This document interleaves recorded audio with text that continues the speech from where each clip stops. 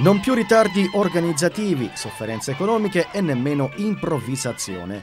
Dal prossimo anno, dal 2013, la Sagra del Mandorlo in Fiore avrà un ente pubblico-privato che si occuperà di organizzarla nei minimi dettagli con molti mesi d'anticipo. La kermesse folclorica, tra le più importanti della Sicilia, sarà progettata dal distretto turistico Valle dei Templi.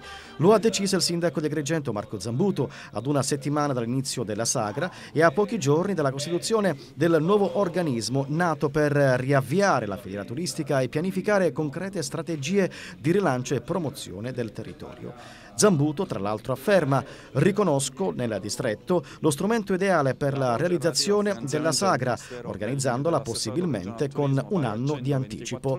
Per il referente del distretto turistico Valle dei Templi, Gaetano Pendolino, quella del primo cittadino è una scelta responsabile che, suffragata da un atto deliberativo ufficiale, consentirà al già costituito distretto di cominciare ad operare per la programmazione dell'evento Sagra 2013.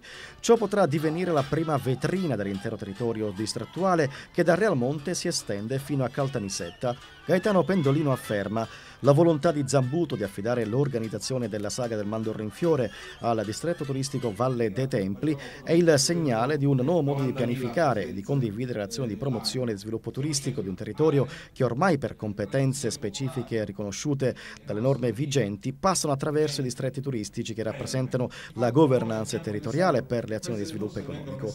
In virtù del piano di sviluppo triennale che sarà analizzato e approvato dall'assessorato al turismo della Regione Sicilia, la Sagra del Mandorlo in Fiore potrà contare su una pianificazione a medio termine senza più le inutili attese dell'ultimo momento, conclude Pendolino.